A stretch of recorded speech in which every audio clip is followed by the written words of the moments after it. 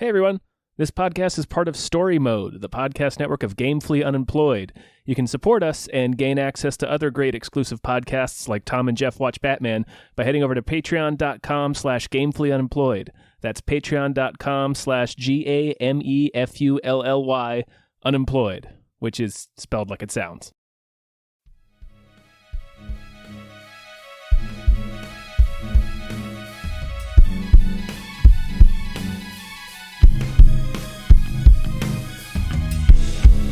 Hypecast mit Tom Reimann und David Bell.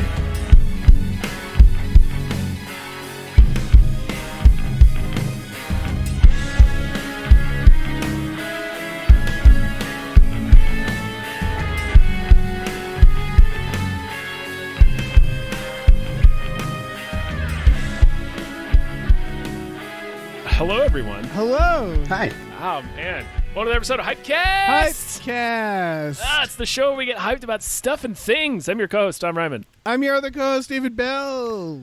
And who are you? Hypecast boys, we're undeniable. Tom, Dave, Sean, we got it on lock. Oh, yeah. So good. So good. By that I song. love it. Fucking pay for the rights for that song. All right. How much do we owe you? I guess if we have to. I'm a TV Seanbaby from the internet, from the illustrious 1-900hotdog.com. Oh, man. Yes. Welcome. Thank Thanks you for having being me. on. Yeah, I'm thank you so much for super doing the hyped. show. Yeah? That's You're what really we want. hyped. That's the ideal situation Yeah, for our you- guests. And I You're think I'm so- the ideal demographic for all of these trailers that you're Oh, doing 100%. today. 100%. Oh, yeah. All of these were made with you specifically Yeah. in mind. This is the Gen X Especially- white dude special today. Oh, yeah. Especially the last trailer. Oh, yeah. Yeah. Yeah, shit. You're so hyped that it's making me uncomfortable. Like I'm Yeah, I'm it's kind of afraid. it's like knocked you off your axis a little bit. It's Yeah. genuinely the reaction I get from most people. Uh-huh. Sir, you need to calm the fuck down. What have you But I'm been up just to standing today? here. Calm down. Let's see. Today, it was a little wet to be trampolining, but that's been my normal day. We talked Right. a little bit before we started recording. I got my daughter a trampoline, and I'm fucking all about it. I'm You gotta do your ripping trampolines every sweet morning. flips. Trampolines are not meant for people over the age of 30, so my spine compresses just a tiny bit every hour I'm on there. So I'm about You get- 5'6", 5'5", something like that. Yeah, you're Getting becoming down a there. hobbit. Yeah. Yeah. So, but I'm also becoming very wide, so that's nice. Nice. Yeah, I mean, all the mass has to go somewhere. So You're like a dwarf then. Like yeah, you're gonna Yeah. be you're gonna be hard to like tip over. exactly. I want to form like a perfect disc. Yeah. I was about to say you're going to be a coffee table. That's what I'm going for. Too much yeah, longer. but rounder. Like I want to be very flat in one direction and very wide and circular in the other, like a coin, Yeah. like a human coin. You want to be evenly round or like oval? I want like what's scientists to be able to calibrate their like telescope lenses on me. yeah. Absolutely. That's good money. Yeah, I You want to be know? able to Yeah. disguise myself as a plate, like a giant novelty plate. They'll say, "Oh, Yeah. there's no one in this room except for that giant plate. Let's talk about our secrets and make Yeah. dirty love where no one can see us." And I'm watching the whole time because I'm the plate. That's the plot Yeah. twist. Remember the plate I mentioned? That was me the whole time. It's See, also yeah, good it's- money. I didn't get being the plate at career day, and I was so jealous of the kid that did. Got to buy yourself a trampoline. You'll be a plate in no time. Step Yeah. one. Yeah, step one, purchase a trampoline. Yeah. It is plate shaped, so it tells you right off the bat what it's got in store for you. It's you becoming, and you're kind of soft, so a trampolines basically make smaller human trampoline Right. versions of themselves. Well, I'm rock Yeah. hard. I don't know about you guys. But, okay. I mean, I'm Yeah, in general, yeah. In- I'm usually pretty turgid. absolutely. Yeah, like I say, I get real hype. And that applies to all aspects of life, especially the erotic. Right. Chiefly the erotic. Chiefly the erotic.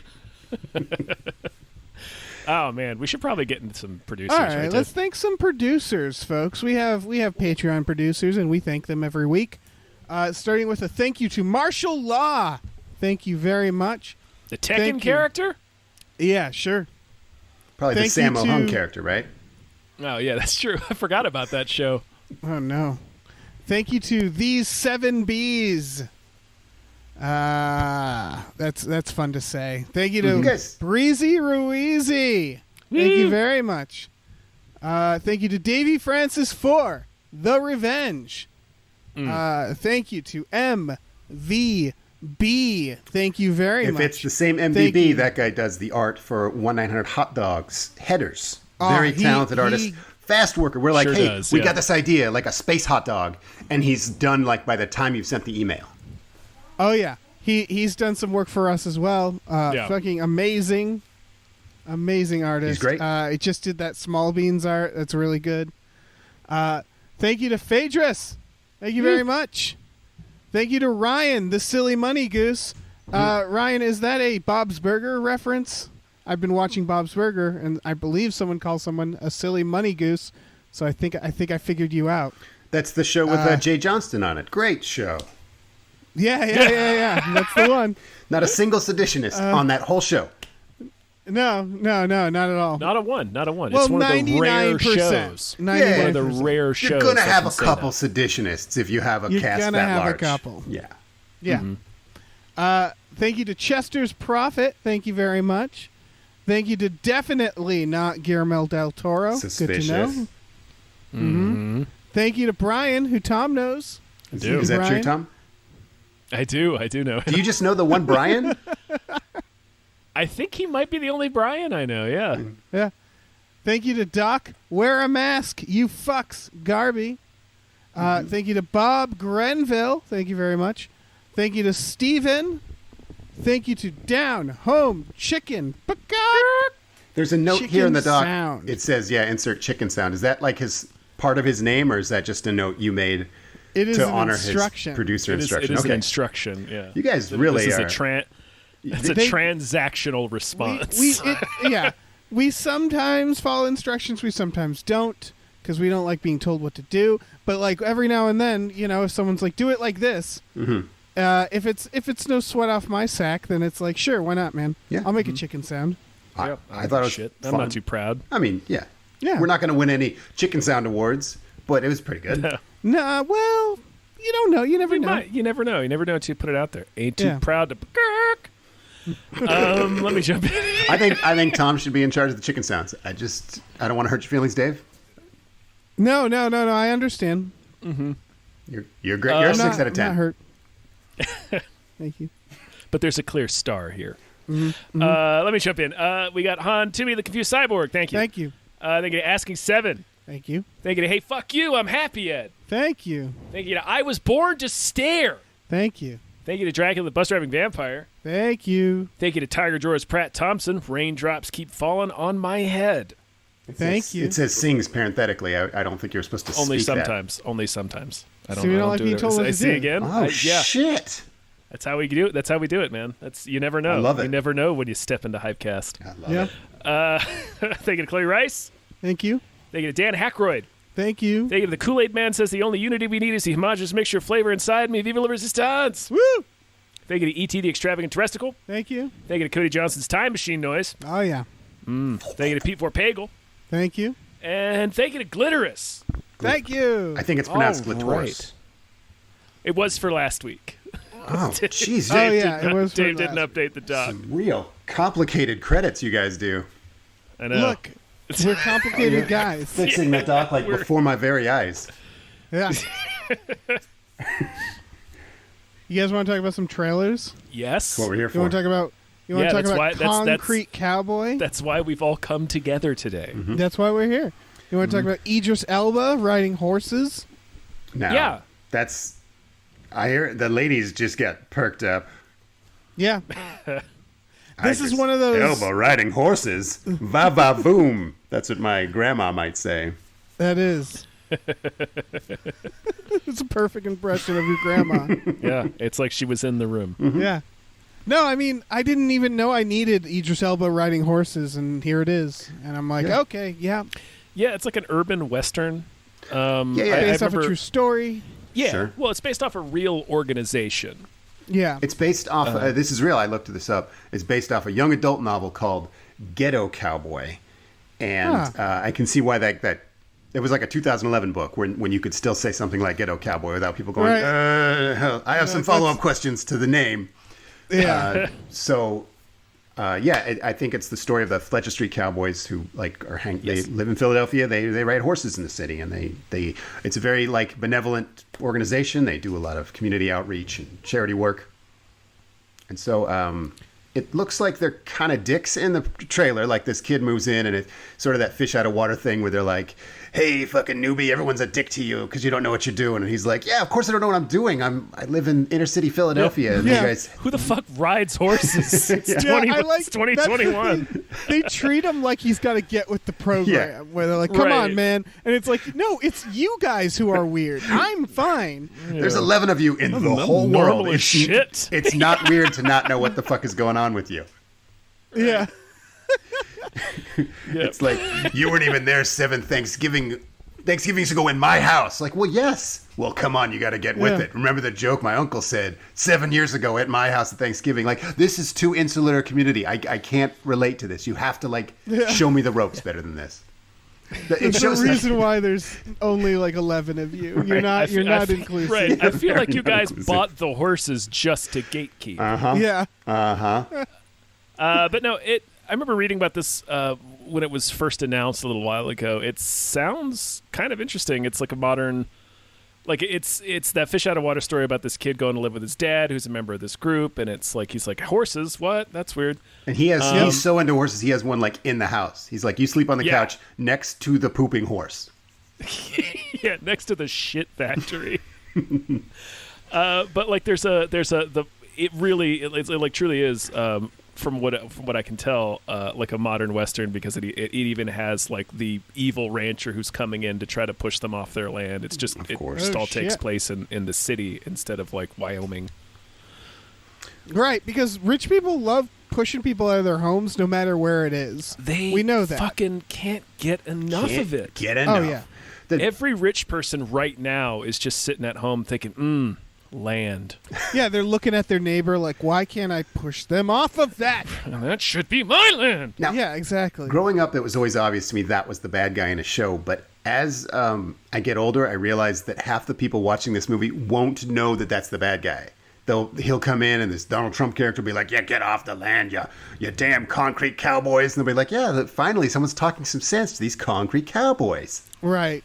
That's another impression of my grandma. That is what we've learned. That one is very handsome, but get him the fuck out of there. Yeah.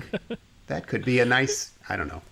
What does a grandma like to play? Trampoline park. That could be a nice trampoline park. That's what my grandma would say. God, that's money right there. Trampoline park? Yeah. For old people specifically. Old person trampoline park? You can't lose. On the graves of black cowboys. Yeah. That's what you would say that in the title. Like Leonard's trampoline palace built on the unceremoniously buried corpses of black cowboys. Is that too long?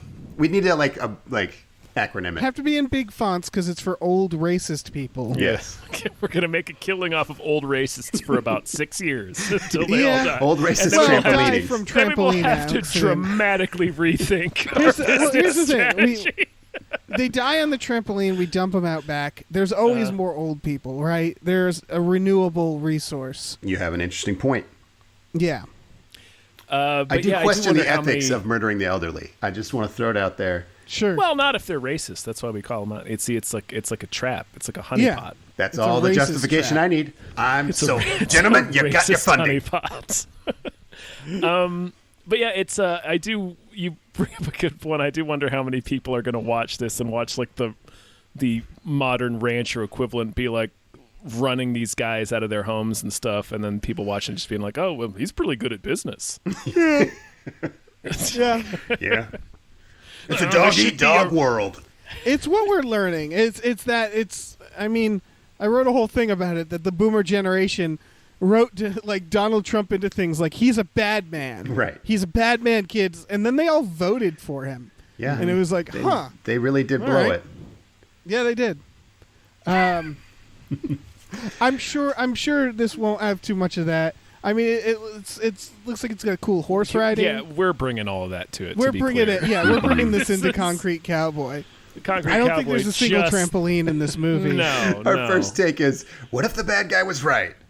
Yeah. Yeah, that's good. That's very, very I white. just want to put a railroad. It's a real there. white spin on it, fellas. Yeah, it looks like the kid falls into the wrong crowd, but the wrong crowd is just other kids. Other teenagers. Yeah. And like they're there's just driving fast cars. Well, the one thing that I saw, like I'm pretty much on board for this movie. It's coming to Netflix Oh, me too. relatively It looks soon. great. I'm really excited for this movie. There's one moment that was like a legitimate, like, oh, that's weird from me, where it's like they show a scene of like the dramatic fight between father and son, and he's like, you just don't like the son's yelling at Idris, like, he's like, you keep treating me like an idiot because I don't know what any of this is, but like I literally don't ever spend any time around you, like you don't seem to be interested in me unless I'm interested in this horse stuff. And he's like crying, he's like, why don't you like me, why don't you accept me? And the very next shot they cut to is the kid decked completely, like studded out completely in cowboy gear. Do you love me now, Dad? I think that's like the wrong lesson. It's your classic father-son story where the father has to learn nothing and the boy has to learn to accept his love of horses. And the boy has to change his entire personality to get his father's approval. I'd love it if like he had to rig something together. He like didn't have enough to go to the store. Obviously, he's like a poor kid, and so he has to like wears like mom's like sexual fetish gear, and he's like trying to rig that up into sort of a cowboy thing. I would have loved to seen about that. Maybe it's probably in the movie. It's just they didn't put that in the trailer. It might be in there. Yeah, it's you got to pick and choose. It's too I want much to see trailer. where he dresses up like a horse to get his dad's love or something like that. I would really like that. Like, but he only has the butt part of the costume, so it's like right. It's like Mrs. Doubtfire, except it's the kid, and instead of an old lady, it's a horse. Exactly. Look at you, son. You look like a horse's ass. Oh, perfect. He's on to me. Line. Yeah. Yeah, I will say the reason I'm like I want to see this, the reason this movie succeeds is because I've never seen a fucking movie about this before. Right. And big fucking points Well, towards Krull. that. I mean, Krull is a lot like this. True, that's fair. Yeah. It's just Krull and this then. Yeah. You take the bladed frisbee out of Krull, you got yourself Concrete Cowboys. Yeah. Put that on your fucking poster, Netflix. Oh yeah. Horses. Any other thoughts on Concrete Cowboy? Yeah, it looks good. Yeah, that's fine. Yeah, it's very well made. I like Idris Elba. I really like horses. Yeah. Inner Everybody city likes Philadelphia horses. doesn't speak to me maybe as much as the other stuff, but whatever. Yeah. All right, let's talk about the new trailer for Cruella. Sure. Okay, go ahead. No, that's all I got.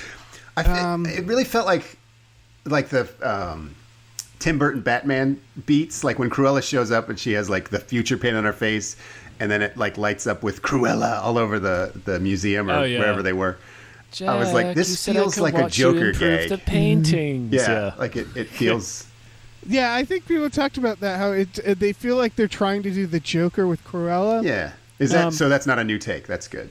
No, it's. Thanks for making me feel like shit.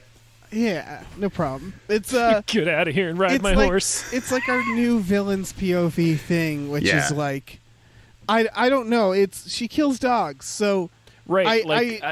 We talked about this already. Yeah, we don't need to rehash it. I will say that this movie, apart from its bizarre connection to 101 Dalmatians, doesn't look bad. No, it looks. I don't know. It like the it worst. Looks like someone grabbed a writer and director and they showed them Joker and they showed them like Suicide Squad and all that and was like Maleficent. Do that. Do that.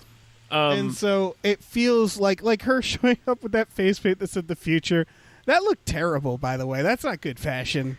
It felt very like freshman, like fashion designer. Like it felt like something that's like either been done so close to that exact thing like 50, 60 years ago. Like you're like, okay, so bold. Tom, I know what you're saying though, that it looks good. The production design looks really cool, and like Emma Stone's clearly having fun. Yeah, she seems like she's doing great. It's a good director too, right? Yeah, I can't. It's who it is escaping me at the moment, but I remember it being somebody interesting. I'll look it up. Yeah. But yeah, like the worst thing about this movie is the fact that it's a Dalmatians prequel. Like, who the fuck needs that? What do we need to know about Cruella? the director of I, Tonya, which is huge, and Yes! Lars and the Real Girl. There you go. That's who it is. And $1 Million Arm. So, he's directed good things, and he's directed things where it's like, oh, I feel like you might have phoned this in. Mm-hmm. So I don't know what this is going to be. It just feels like it's such a parody. Right. This feels like an SNL sketch or something. Yeah. And I think that's the thing. It's just that we didn't need this. And it looks like kind of like fake edgy, right. you know? Yeah, it's very Hot Topic edgy. And just the other day, a lunatic incel dude murdered a bunch of people. And when the cops came out and said, oh, he had a bad day, I think we all saw that the world's reaction to that was like, no, we don't really like to humanize murderers or dog murderers. And so I feel like this is a bad time for this movie where we all grew up in this world where like we keep empathizing with the villains or these maniacs and trying to find a way to justify it. And then here comes this movie where it's like, I remember that cartoonish dog murderer from the cartoonish thing. Her name is literally Cruella DeVille. Yeah. We kind of you bring up a good point is that, I mean, I think we get enough of it for Marvel and stuff like that, but we really just, like, right now, I think the world just wants a good old good versus evil stuff. Yeah. Mm-hmm. Like, I don't know, it feels kind of post-pandemic. This was probably, it was obviously planned before that, but I don't know if we need this edgy shit right now. I think we're all just tired. Yeah. I just feel like we can't trust the world anymore with, like, this soft moralizing. I think we sort of need to establish right and wrong. Firm, maybe don't make movies about the villain that might, help people identify with that and think, oh, yeah, look at how interesting it is to be evil and murder dogs. Yeah. Or make movies about the villain when you have something to say that is meaningful and responsible. Don't like now what they're doing now is they're just Rolodexing through villains and being like, yeah, make one of those. Mm-hmm. And it doesn't matter if it makes sense in the end. I feel like it's like when we were doing the, what are some like old timey like public domain stories like Robin Hood that we can make gritty. Mm-hmm, like it's the same instinct of like, this is hot right now, so let's just do as many as we can. Yeah. And I think the time has officially passed. Yeah. Oh yeah. 100%. Yeah, which we don't care about the bad guy. Yeah, and it has nothing to do with the talent behind this. It's just misplaced energy that should have been spent in another direction. Yeah, but you're right. The moment we get a mass shooter on television, the cops are saying he had a bad day. It's like, all right, we need to move on from this. Yeah, I've had plenty of bad days. I didn't shoot anybody. Right. Yeah, that was my take on it too. I was like, I don't think that's a healthy way to look at that murder. Nope. One might say it's the opposite. The opposite. Anyway. And then, of course, we don't need to get into that. We'll be here all day if we talk about that. That's a bad thing. It was a bad thing, and people came here for some yucks and some hype. So yeah. This is all true. Everything you guys are saying is true. I do like. I want to say I do like some nuance in my villain. Like I think Thanos is a good movie villain. I think Killmonger was a good villain. Like a bad guy. Where I can see why he's passionate about this. He's wrong with his ideology, but I get why he's pursuing it.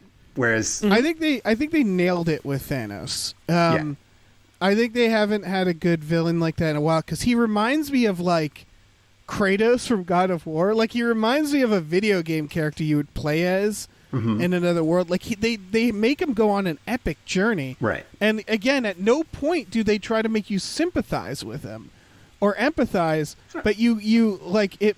He just is like I don't know. It's maybe that's Josh Brolin as well. That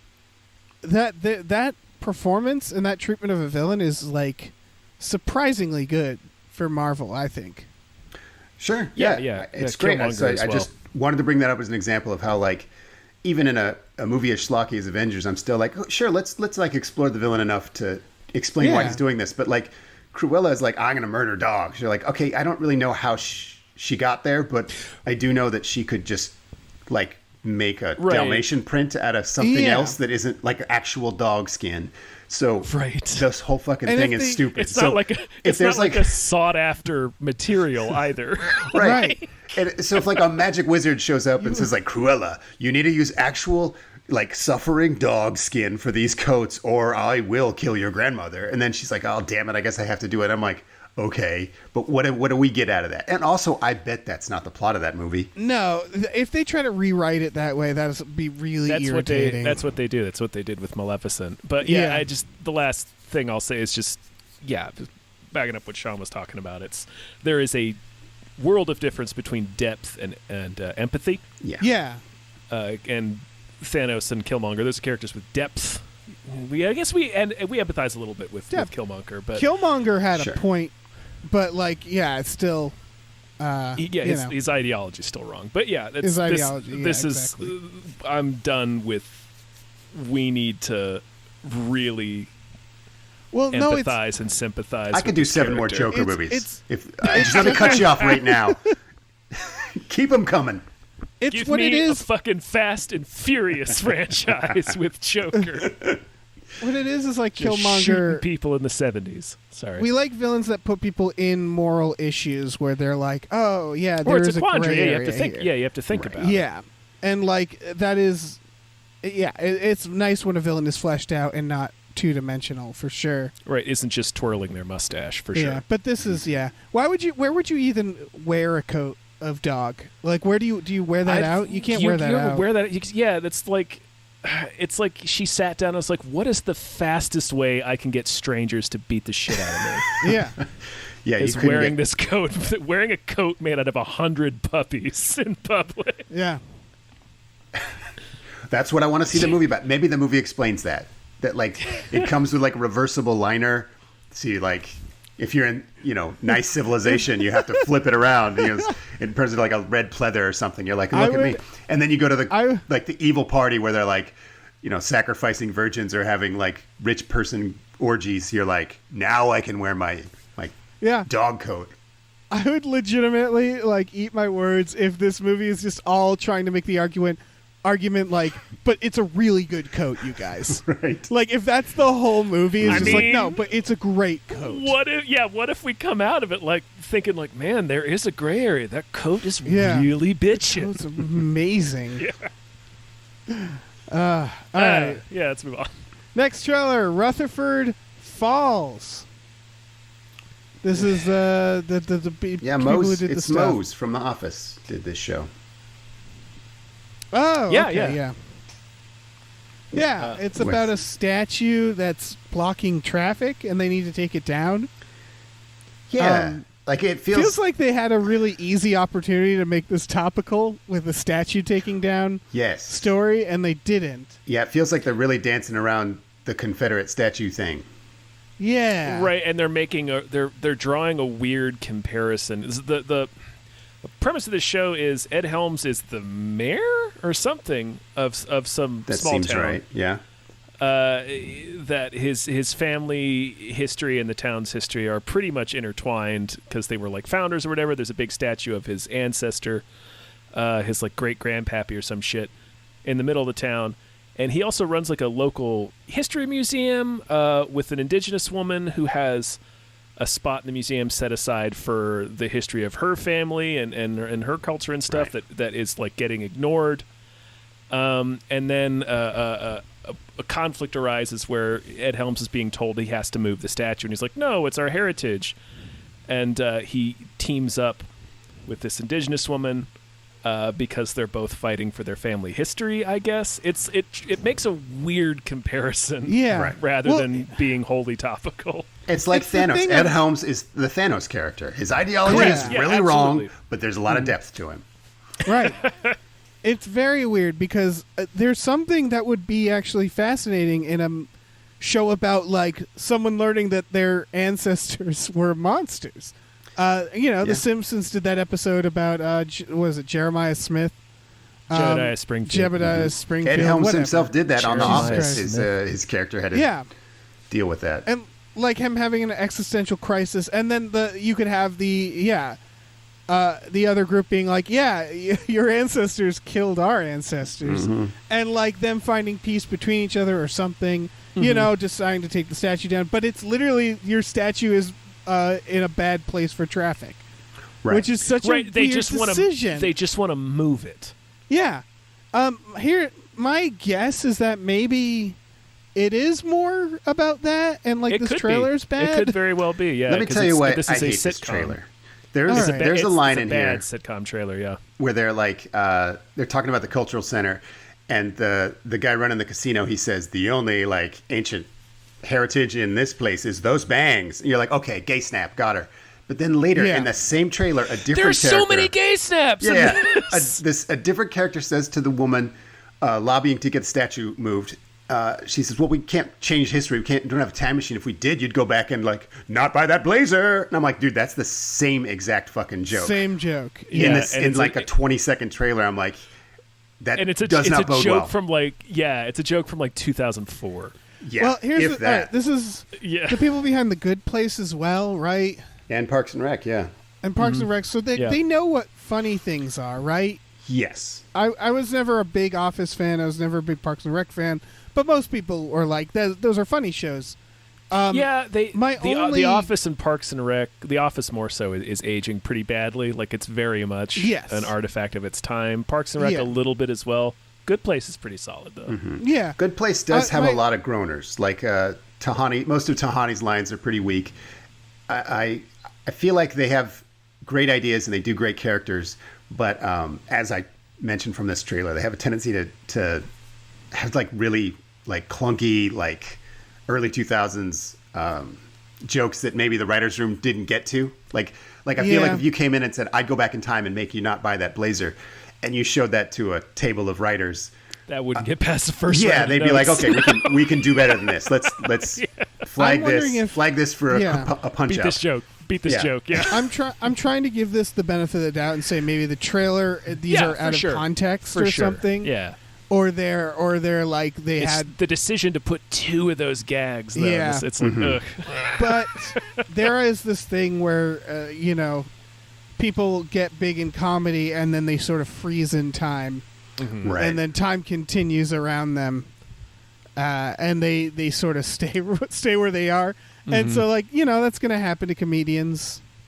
Yeah, cutting edgy comedians end up being, not that. Sure. So how old are all of us? We're all. Yeah, I'm saying this. That's the thing. I'm saying this knowing that it's like, yeah. I'm old and human, but I'm very young in plate. Watch. Yeah, that's true. We're that's young, true. right? You're a spring chicken of a plate. Yeah. I don't know, man. Yeah, I mean, I'll check it out. I'm very worried, and from that trailer. Not expecting concerned. A lot. It will exceed my very low expectations, almost certainly. Yeah. Because The Good Place, I think, is really good. Parks and Rec took a while to grow on me, but I do appreciate it. I probably, over the course of having the TV on for several years, have seen all of them 25 times, maybe. I don't know. I at least walked past every episode of Parks and Rec 11 times. Mm-hmm. And The Office, 600. Like, I think that's the only thing on Comedy Central, which is just kind of what the TV gets left on in my home. And so I've seen The Office. I actually think it holds up. Every time I hear The Office, I'm like, oh, that's fun. But I see I see what you mean. It's very much an artifact of its time. If you showed someone an Office script now without The Office existing, someone would say like, dude, this is the fuck is this? Jesus Christ. The Office is now the thing that when I went to the dentist, they put it on while they were doing teeth stuff to me. So they were like, let's put on something that we know they won't laugh for. We'll put on The Office, so it's not they don't move. That's what it felt like, at least. So I don't know. It's just comfortable. I think that's I never had that with The Office, but I have shows where I just put them on a loop and I, exist in them like a warm bath. So I'm not judging anybody for liking The Office. And last time I watched The Office, I found it funny. So sure. Office there's a reason it's very popular. Yeah, exactly. So anyway, a statue show about like Native Americans and Ed Helms clashing over a statue. They're different, but they're the same. Less racist than it sounds. Yeah. I think. Maybe. Hopefully. We'll see. Yeah. We'll see how it goes. Hey, you guys watching Resident Alien? You enjoying that show? Is that any good? I'm behind, but yes, I have been watching it. It's great. It's a great show. I just saw that it got renewed for a second season, which is cool. Yeah. Yeah, it's good. Right. Check it out.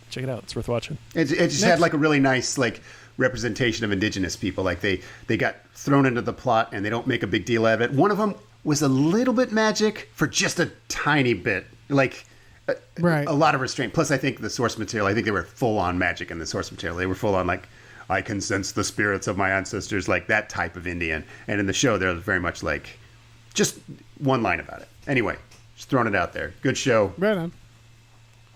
I'll have to watch it. Yeah, I have nothing against it. Who says I do? Okay. Let's talk about In the Heights. Mm-hmm. This trailer. This is okay. Musicals aren't my thing, but it's nice seeing new ones.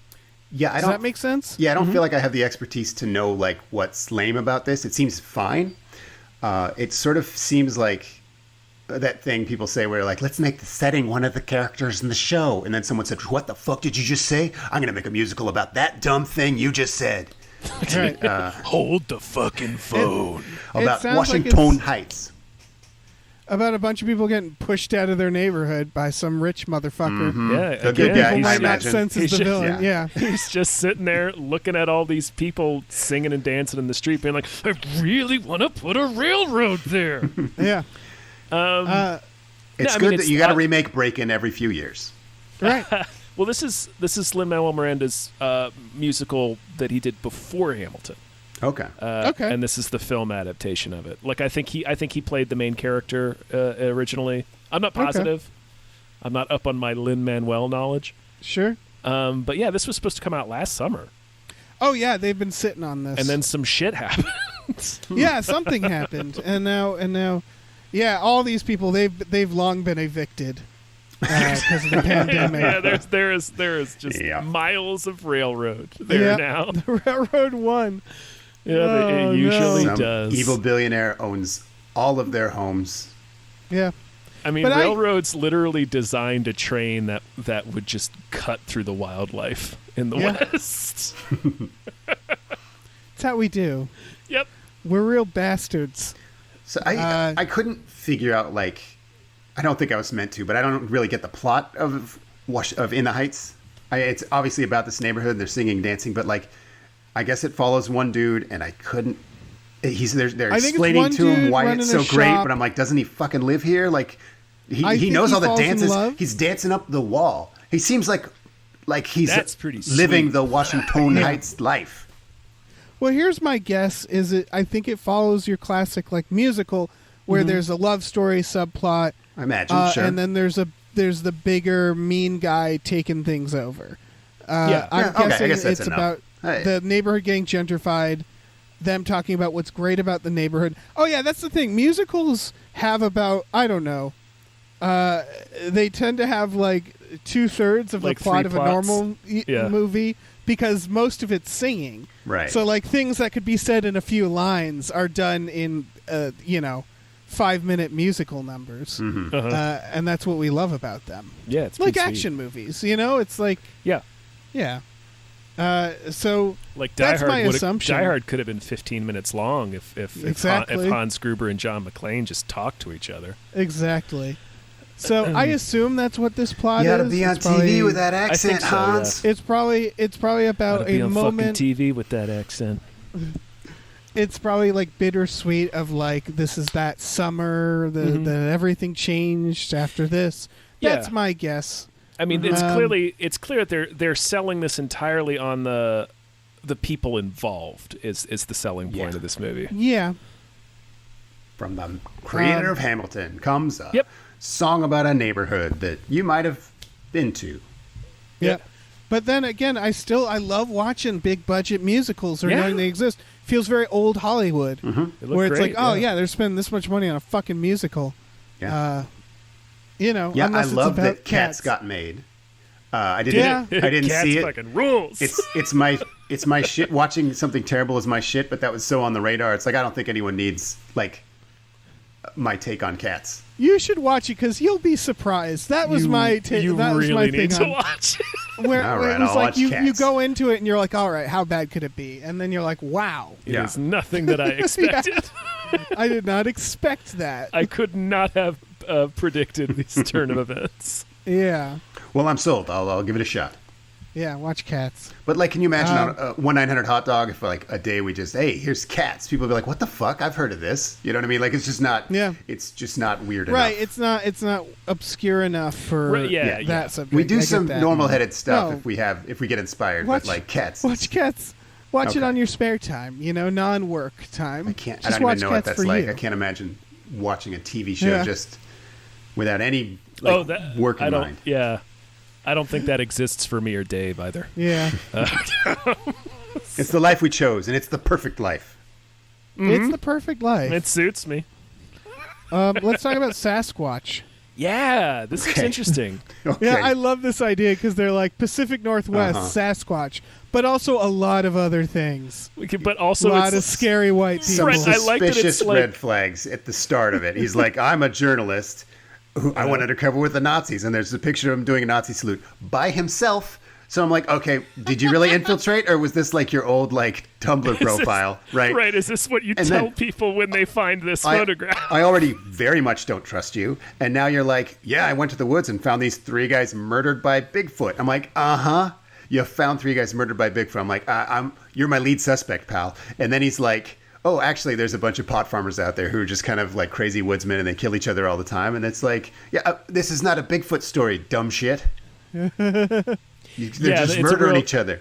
It's a real bait and switch. Yeah, it's kind of what I like about it, where it's like Sasquatch, and it begins totally like the legends of Sasquatch, and they're like talking to Sasquatch hunters throughout, but it's clearly like drug dealers in an Right. ongoing feud. Yes. Yeah. Or killing hikers, killing each other. It is like so incredibly obvious. It's what it is, and the movie's not pretending that it's not that. Yeah, like it's it's very, definitely they're very not. much going for that.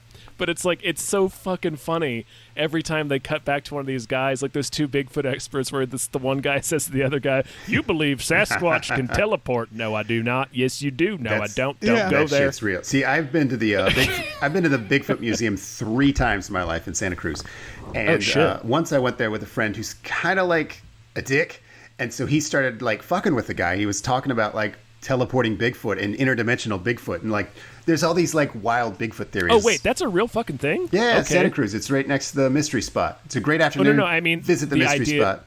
The idea of interdimensional teleporting Bigfoot is a real thing. I mean, That's real. That's 100% real. Holy That's the only way shit. to explain how we can't see him. He just jumps into another dimension whenever we get close. oh, of course. So he's yeah. asking this guy, and the guy's like really waffling on it. He's like, I don't know if I buy all that. But he clearly heard this theory and considered it. And this was, I went there with him shortly after the guy who invented Bigfoot died. Like on his deathbed, he's like, I made the whole thing up. So it's like such a perfect time to like visit the Bigfoot Museum right after like the whole thing was debunked by the guy who first started the rumor. And that's still going strong. Like, I mean, once you're this deep into a conspiracy, you can't fix it by saying, oh, right, it's not real. The same thing happened with the Nessie photo. Like the guy's like, no, it's a toy. I took a picture of a toy, and they're like, no, it's real. It's gotta be real. Otherwise, we'd be crazy, right? Otherwise, we'd be a bunch of idiots. Otherwise, Yeah. I wasted my entire life. With your description of the dude on his deathbed being like, Bigfoot was fake. Like real. I pictured him fading into a Force ghost. Like 100%, yes. Just some robes. Darth Vader pokes it a little bit with his foot. Just checking it. Is this like is he hiding in there? Nope. He's really one with the Force. The They look Bigfoot over Force. at the campfire. It's Anakin, Yoda, that guy, and then fucking Bigfoot, like a Force ghost of Bigfoot is standing. This guy's holding up a big plaster foot. I'm dead. Sorry about the prank. So I don't think it was Bigfoot. It's my point. Yeah. And No, it's definitely not Bigfoot. and I It missed- is I named- 100% drug dealers. I bragged about being to the Bigfoot Museum 3 times just so people know I'm an expert on Bigfoot, and I've like considered all the research.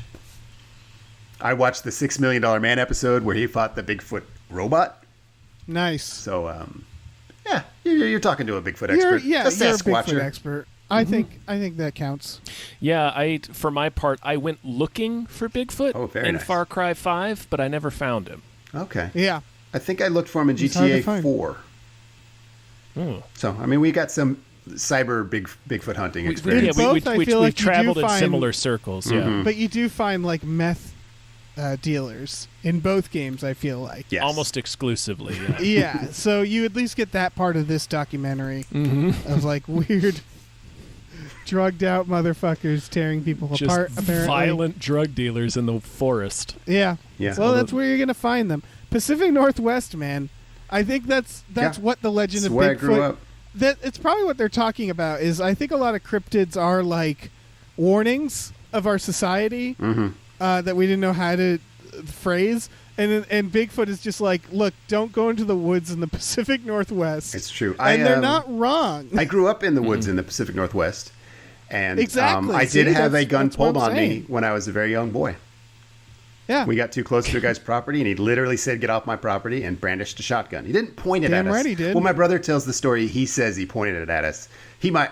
I bet if you get my brother drunk enough, he'll fucking shoot it at the sky. But, like, he just, like, held it up, like, don't make me point this at you. But, I mean, we were like 10 and 13. That man was waiting his whole life to do that to a couple of kids, too. A couple of punk-ass kids. He get to a certain age. He died in the woods, and they know that because he used to go into town twice a year to, like, buy, like, 6 months' worth of goods.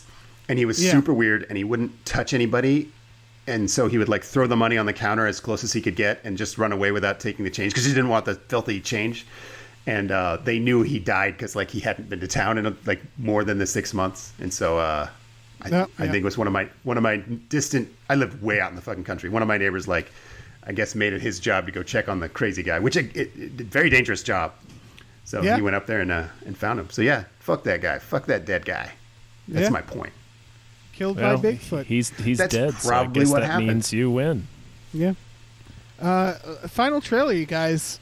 We're doing a horse sandwich. This is the trailer for Spirit Untamed. See, this is my shit. This is like a little girl and her magical horse. She does a spin kick off the horse. It's a fucking sweet thing to do with a horse. Yeah. Yeah. It's one of the top 5 sweetest things you can do with a horse. Easily. The other 4 are cut off the front half and hide in it so your dad will love you. Yep. And let's see. The other one is to live with, be roommates with Idris Elba as a horse. And then, of course, the other 2 are sex acts. So what I like about this show is it shows how the untamed spirit within all of us is really the true magic. Right. This is also, this is based off a TV series called Spirit Riding Free. You don't got to tell me that. That's based off of the animated film Spirit. I'm a Spirit Riding Free head. 2002. Yep. So this is a movie based off a TV show based off a movie. Sweet. In the movie, it was Matt Damon as the horse, I believe. You don't got to tell me that. The 2002. Oh, yeah. So, yeah, this is like a Got the copy of a poster. copy of a copy.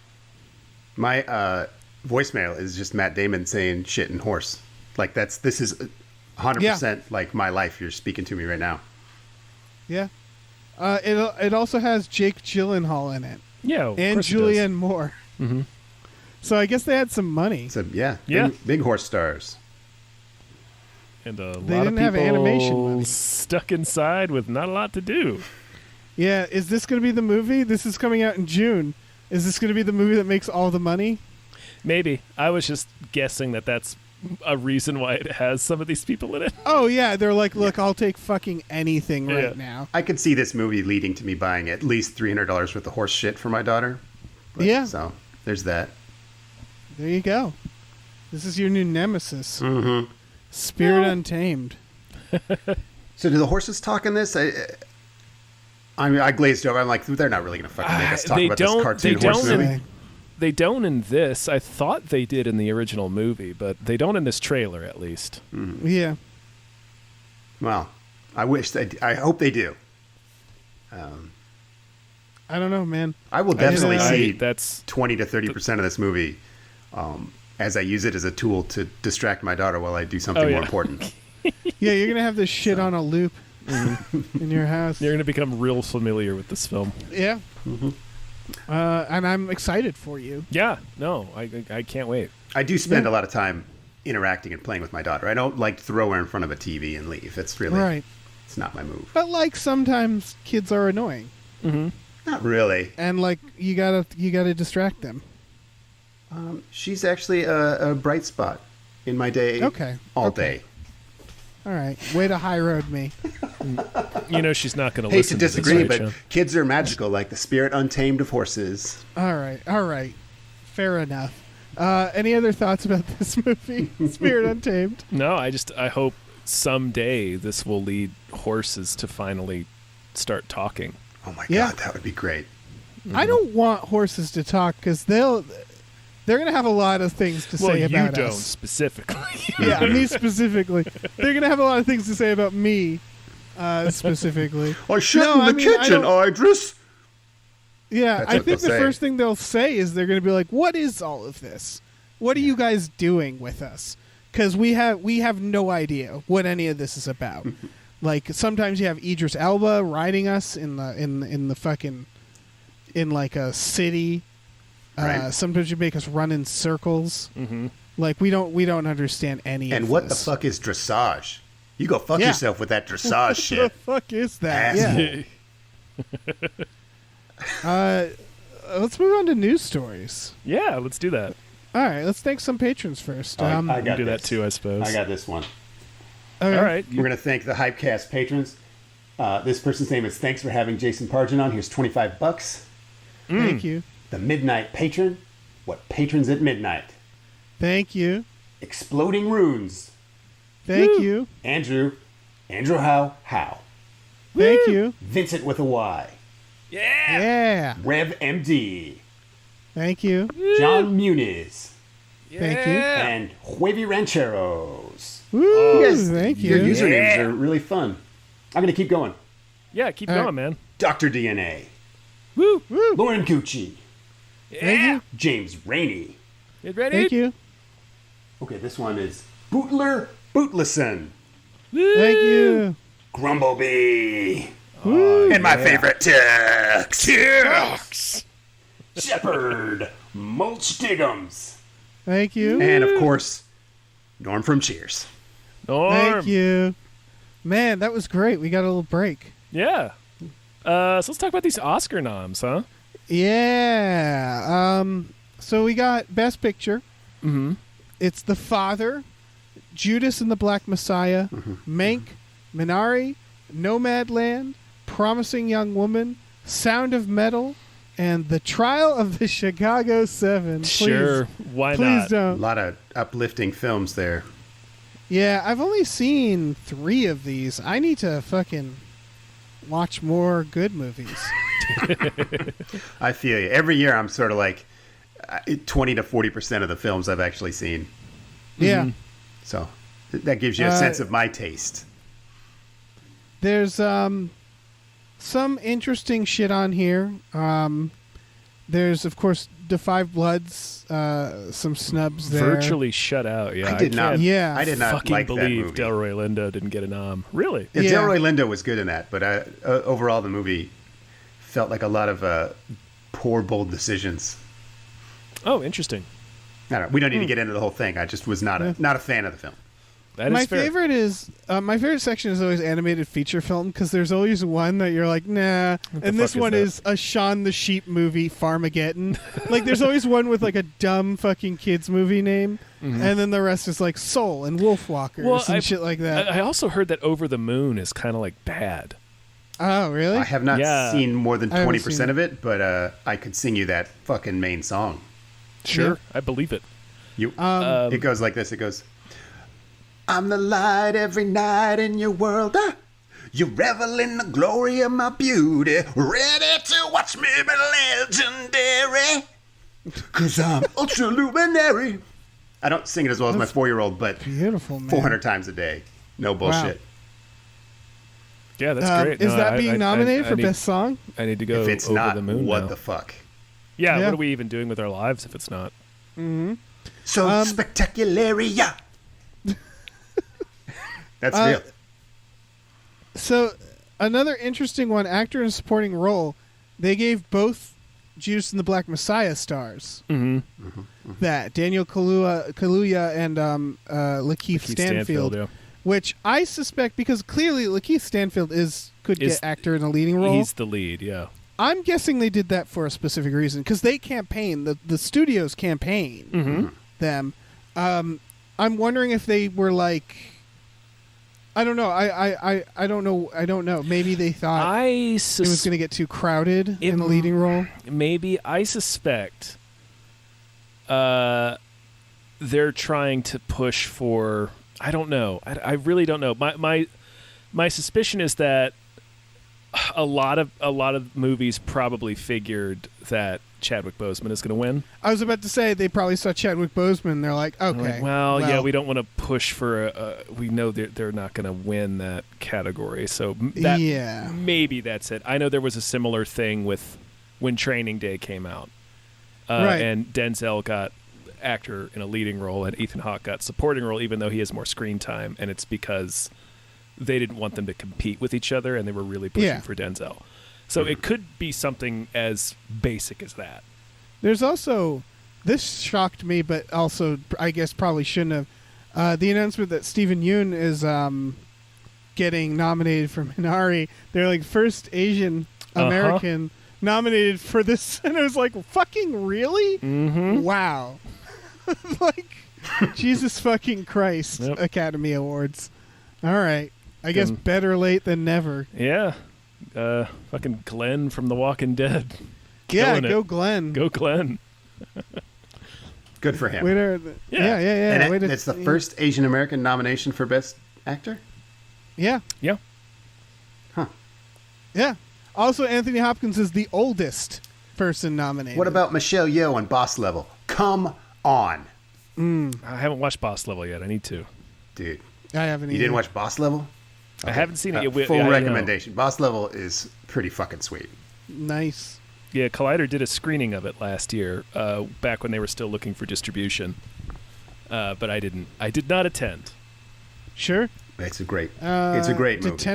Did Tenet get anything? I think it got some technical effects, stuff, right? But yeah. Yeah. Production design. Good for Tenet. Really? You know, Production design? For Tenet. Okay. Yeah. That's a weird one. Go Tenet. I think for sound, probably Sound of Metal will probably get it. Having not even seen that movie, I know that movie is very sound heavy. Because it's about someone losing their hearing. You know what's not nominated for Best Sound?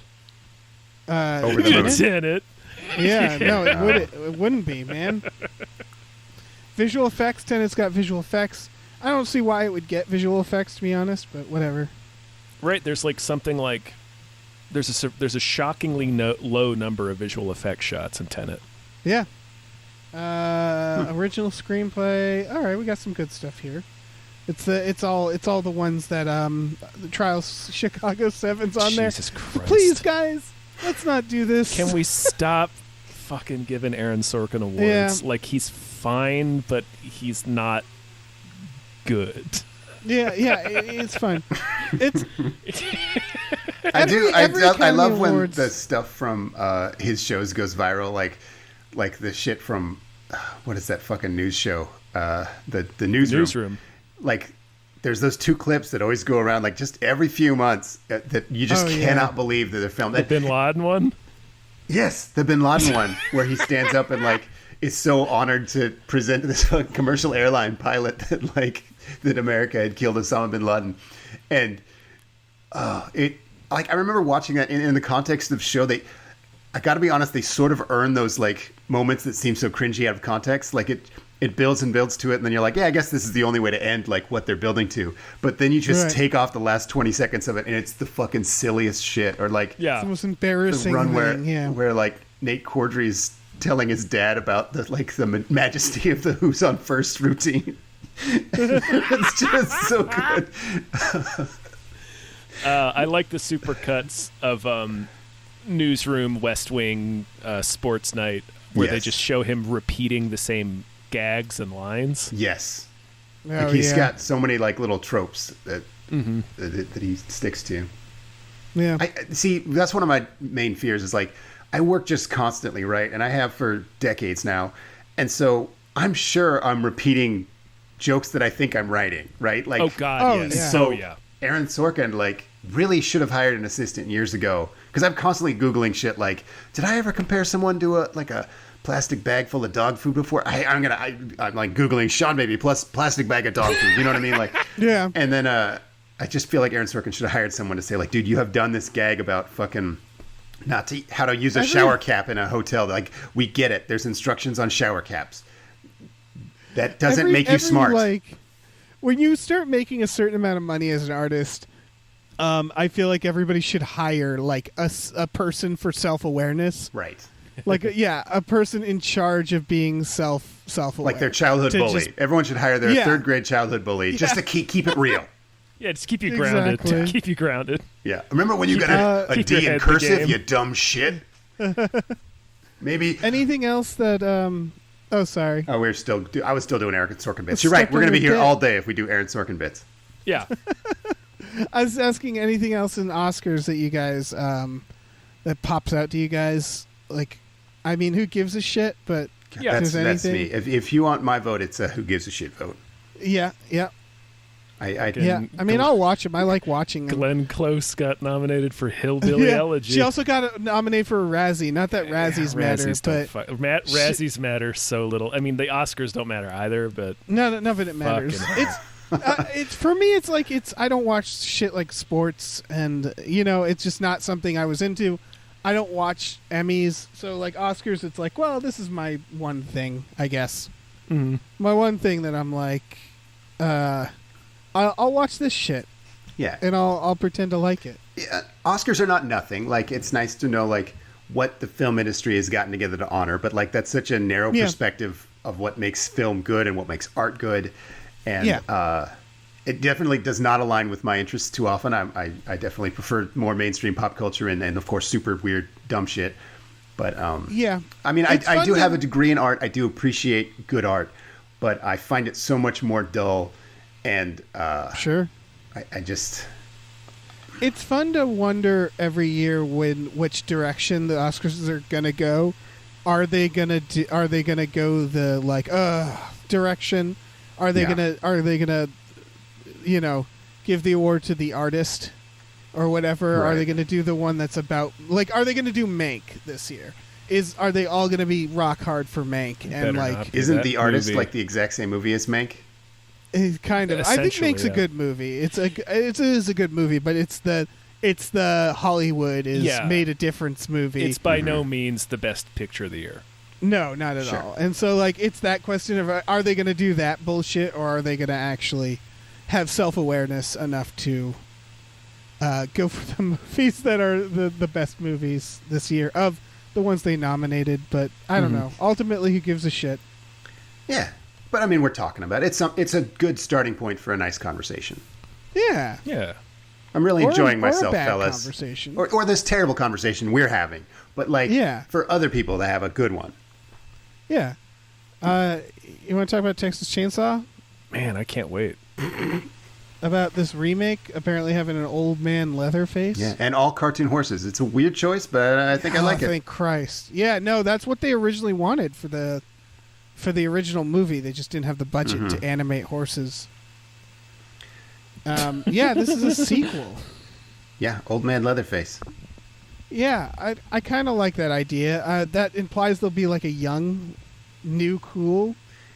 It implies that Leatherface. like eating human flesh is like really good for you, and you can live a long, full life. Right. So absolutely. That's good news for me. It's also, I think it's the guy who did the Evil Dead remake. Okay. Fede Alvarez. Yeah. And he's saying once again it's going to be like the Evil Dead, where he's like, I'm going to do a lot of old school filmmaking. I really appreciated the way they did Evil Dead, because they did do like, we're going to do practical gore, but they weren't like, we're only going to do stuff from that era. They still like, I'm not. They modernized it. I shan't mince words here. The Evil Dead remake fucks. Yeah. So I'm on board with this dude doing Texas Chainsaw. Yeah, if you're doing practical effects, it's just really cool to watch them also make them more modern or more try to push, right? Because push the envelope. It's gonna look better. I'm CGI all the way. CGI werewolf, way better than a regular werewolf. Oh, yeah. CGI American blood Werewolf splatter. in Paris, oh, yeah. man. Nothing better than Remember that shit CGI with blood Bush? splatter. Yeah. It's undeniably the superior art form, yeah. Yeah. You guys ever see the Scorpion King? The Rock comes out and he's like half scorpion, half rock, and he's all CGI, just so sweet. Looks so sweet. Yeah. Perfect. Do that practically, you nerds. Yeah. What are you gonna do? Make a giant scorpion costume for The Rock? Oh my God. Yeah. That'd be ridiculous. I would give you any amount of money to make a giant scorpion costume for The Rock.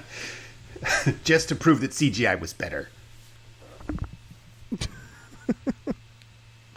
Yeah, I'm legit excited for this. Yeah. I'm glad we're doing this era and not Texas Chainsaw 3D era. Oof. Yeah, that's a dark time for horror movies. Dark times, yeah.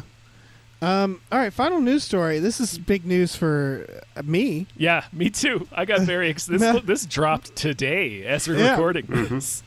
Breaking news, folks. Matthew McConaughey to reprise his role from drumroll, A Time to Kill for a John Grisham series on HBO. Fuck yes, I hope every episode's in a courtroom. I'd love it. It's based on a new novel that's either coming out or is already out. And fucking great. I believe it's about a teenager that murders a cop, right? Oh, good for him. Ripped from today's headlines. Pretty. Yeah. A Time to Kill is still surprisingly, depressingly relevant. Depressingly relevant. Yeah. Yep. Oh man, yeah. A Time to Kill, Courtroom dramas. for viewers that don't know, it is a very old movie.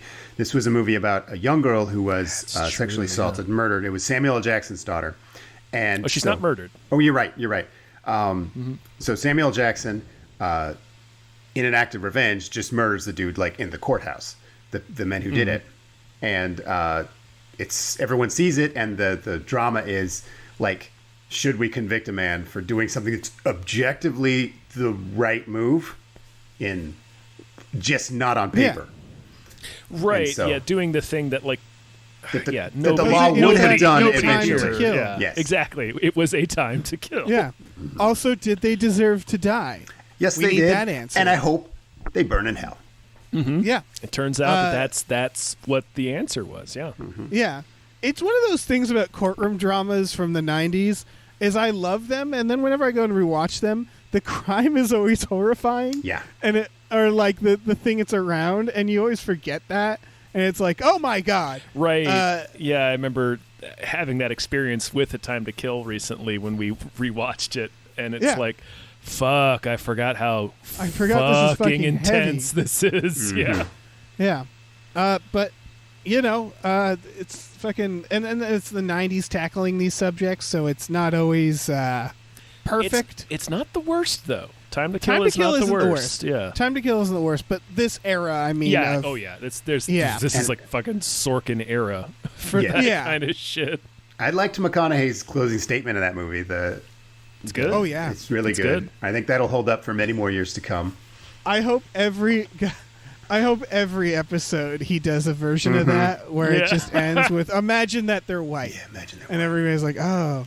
You got us again, McConaughey. Yeah.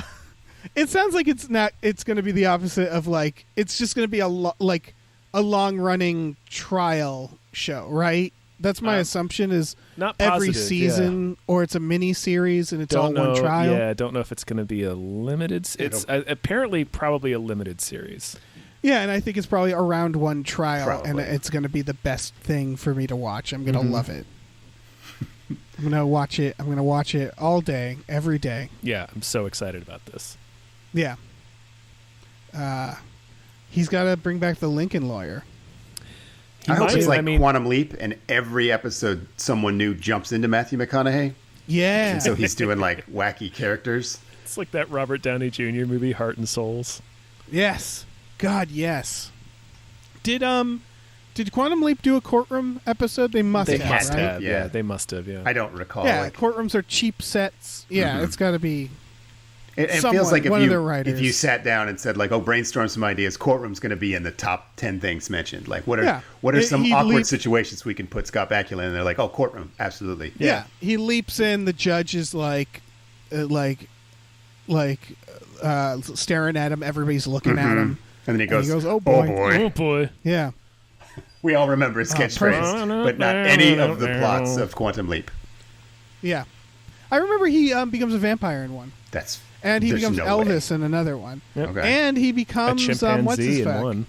Does he? Yeah, he becomes a chimpanzee in one episode. Jesus fucking Christ! He becomes what's his name in one of them? The guy who's helping him. Al. He leaps into younger Al. Yeah, that's true. Young Al. Yeah, that's a solid one. See? Yeah. Anyway, Quantum Leap. Welcome to Quantum Leap. What's the most famous line from Quantum Leap that you would never say out loud? Do you know what I'm talking about, Tom? I'm trying to... Okay, so he leaps into a body, and then he looks in the mirror, and he full-on has Down syndrome. Do you remember this? No. Okay. Do not remember that episode. He sees his reflection, and they have an actor with Down syndrome looking back at him, and then he turns to camera and he goes, "I'm retarded?" Oh no! Yeah. Does he follow that up with "Oh boy"? I don't think so. So Quantum Leap is man. I might have to go rewatch Quantum Leap now. It sounds like we got a lot of work to do. Yeah. It sounds, yeah. Guys, do you have, I know you do 15 podcasts. What about one where all we do is watch Quantum Leap? Oh, Christ. Mm-hmm. I mean, I'm into all Quantum right, Cast. Greenlit. Greenlit. Should we move on from stories? Should we talk about more patrons? Unless you want to break some more podcast ideas. What about one where all we talk about is horses? Cartoon horses, the back half of them. Horsecast? Horsecast. Absolutely. Horse-ass cast. It needs some work. This is why we're here.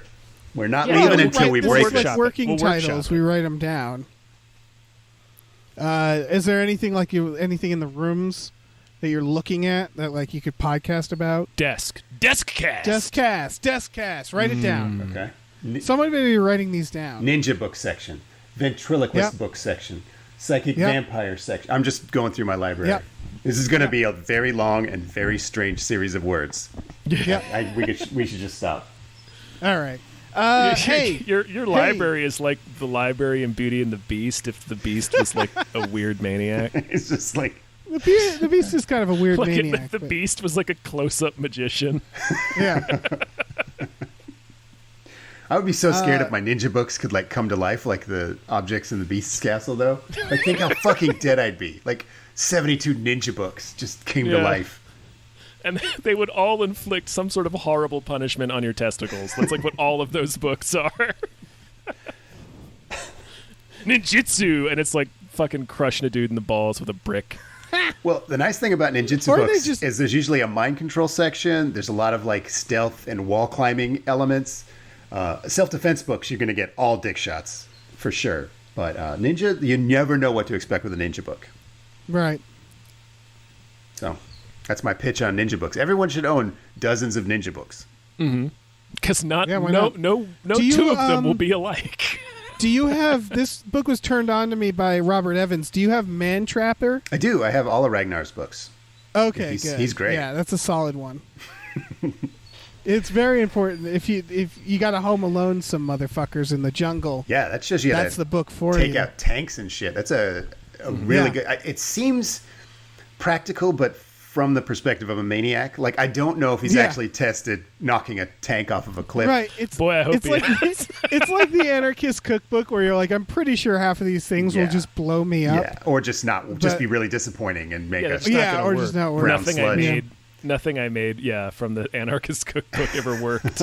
Right. But the thing about Man Trapper is that there's an element of realism in that it's not fantastic. Like a ninja book, it'll be claw his face and tear off his face flesh. You're okay, well, that's not going to work. But Man Trapper will be okay, you've got to lure the tank onto the edge of a cliff and then have all of these very specific things happen. It's okay, this seems so complicated that you're not sugarcoating this.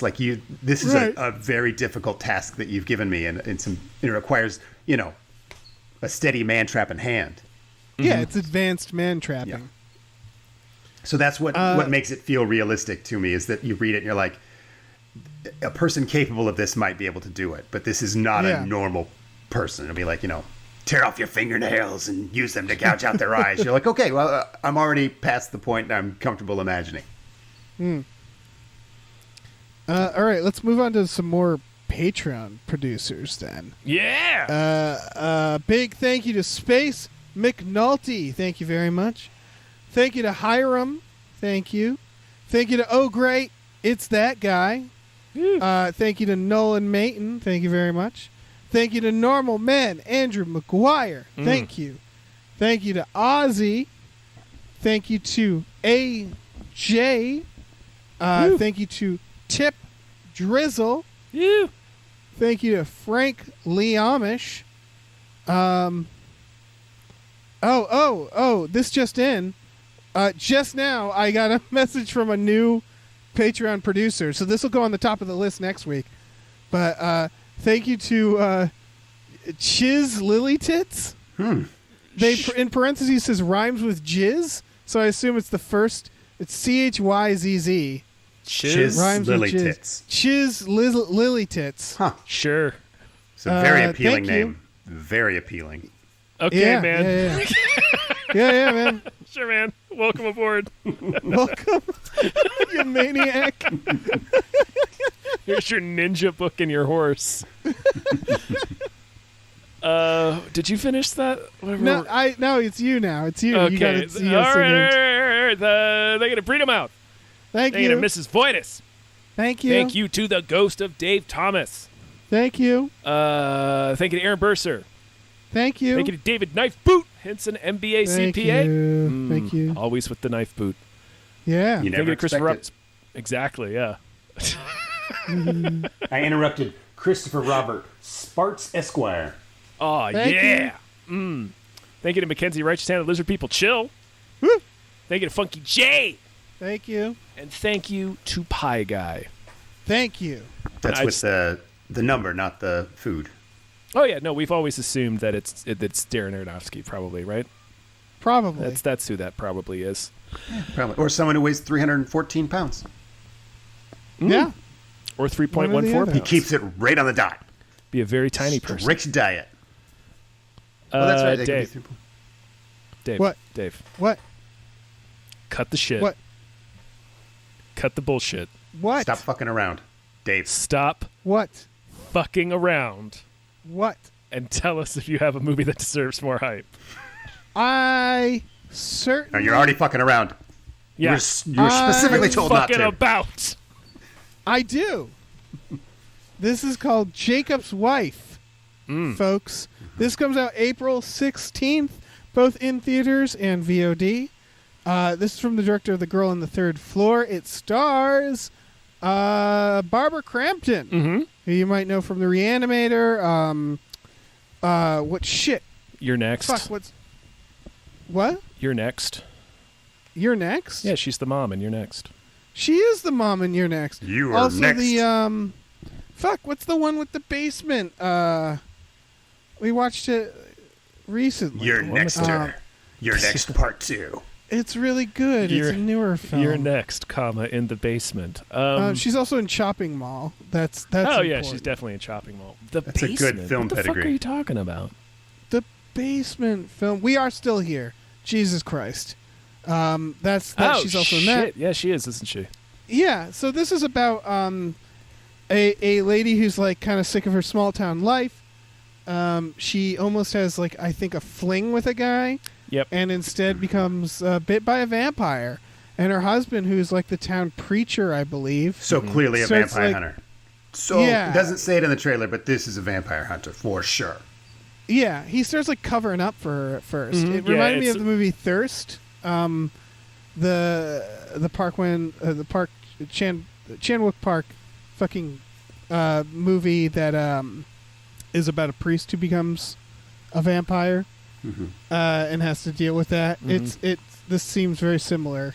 I got Santa Clarita Diet vibes from Oh it. yeah. Yep. Less wacky. It looks It seems like a great idea. Yeah. If someone's pitched me, hey, this movie's about a vampire who's fallen in love with a vampire hunter, I'd be like, okay, that's a start of something great. I love that. The vampires look really cool too. Like, Yeah, that's the thing I is like the this just creature looks design. of really this. good. Yeah. Yeah, they didn't do anything like weird takes. It's just like, yeah, I guess it's a cool thing they did with her mouth, and it's yeah. The puncture wounds like look bloody. super gruesome. Mm-hmm. I love Barbara Crampton. Whenever she's in a movie, that movie is usually awesome. Yeah. And so I don't know. She has good taste. She also produced this. Mm-hmm. So that's just, I realized that like she knows horror. I mean, she's been in a lot, so I'm sure some of it's really cheesy. Yeah. But it seems every like a time whimsical I see her tone. in something. Yeah, it seems Yeah. they're being silly a few times in the trailer. Yeah, for sure. Yeah, when she kills that one guy, she's like, "It wasn't me," and he's like, "It was clearly you." Of course, it was you. Yeah. Yeah, she's straight up licking a puddle of blood off the floor next to a dead guy. Yeah, it's pretty chill. This is from the director of The Girl on the Third Floor, which I did not like. I haven't seen it. It's not great. It doesn't help that CM Punk's not much of an actor. And so much of the movie is just him by himself. But God. There seems to be a theme, at least in these two movies, of infidelity being met with supernatural results. I don't know what that means, but that is a theme in both films. Seems like someone's telling on themselves. Right, yeah. Maybe not. I don't know. Somebody's ex-wife got killed by a Bigfoot. Exactly. And I had heavy air quotes around that. Bigfoot on Somebody's horseback. cheating ex-wife was mysteriously found in the woods, murdered by a Bigfoot. Did I say cheating ex-wife? I just meant regular ex-wife. I have no idea if she cheated on me. But I have the proof here on my phone. I found her texts. Check out the trailer, folks. Yeah, Jacob's wife. It does look quite good. Jacob with a K. Mm-hmm. For some reason. I don't know. It feels more Bible-y that way. Now, I know that Jacob in the Bible is spelled with a C, I think, but it feels very like old-timey, like Amish kind of spelling. Yeah, I wouldn't. Good I wouldn't choice. Fuck notes with a dude named Jacob with a K. Yeah, no notes on the K. That's true. Nope. That's trouble. That's asking for trouble. Mm-hmm. That guy has killed a couple of sick horses with a hammer. Jacob with a K. Oh, yeah. Couple of healthy horses, too. Yeah, why not? Are they sick? Yeah. No. He gets mixed up, Jacob with a K. Yeah. They're like, Jacob, that's not the right horse. I killed the horse which God has commanded me to kill. Like, okay, Jacob. You need to calm way the fuck down. Jacob, we have a shotgun. The hammer's fine. Yeah, I don't think he'd use technology. No. I think the hammer makes him just as dead. Yep. We really got a good horse spread. We got a great horse spread on this one. We did, yeah. It's the fucking horses A smeared lot of all horse over. murder. Brought to you by Tux. Mm-hmm. Oh, man. That's a sode. John, thank you so much for being on. Thanks for having me. Being on the show today, yeah. Come visit 1-900hotdog.com. And we have our own podcast called The Dog Zone 9000 with 2 G's and 2 Z's. Nice. Yeah, it's a really fun show to It do. is. Both you gentlemen have been on it, and we have a good time. Yes, Yeah. I just got a brand new desktop, so the next time I'm on, I'll actually be able to do the game where I watch the video. Oh, fantastic. Yes. And my computer won't have a stroke in the middle of it. We're working on a series right now about Megan Wants a Millionaire. Do you guys remember this show? Vaguely, yeah. It was Not at all. a reality show about a woman who was on a series of reality shows. Most famously, she was one of the love interests of Bret Michaels on Rock of Love.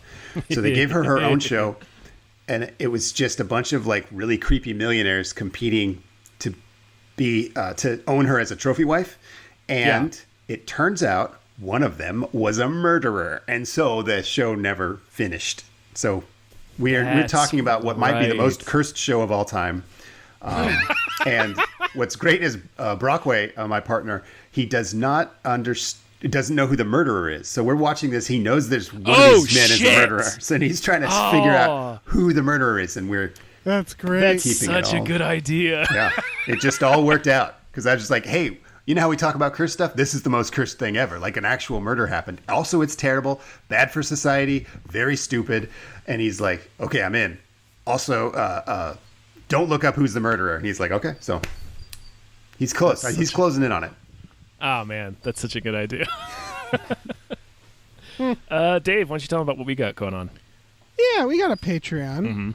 Patreon.com/gamefully unemployed. We got exclusive podcasts on there, like Tom and Jeff Watch Batman and Fox Mulder is a Maniac. Stay tuned, because Tom and Jeff Watch Batman, you guys are going to be watching a certain 4-hour movie soon. Yeah. So get in on that. Yeah, you want to. We're taking a real tantric approach to that film. And coming really soon, Quantum Cast. Quantum Cast. Back you. I'll do Quantum I'll do 5 Scott episodes. Scott Castula, guys. There it is. I'm pitching it.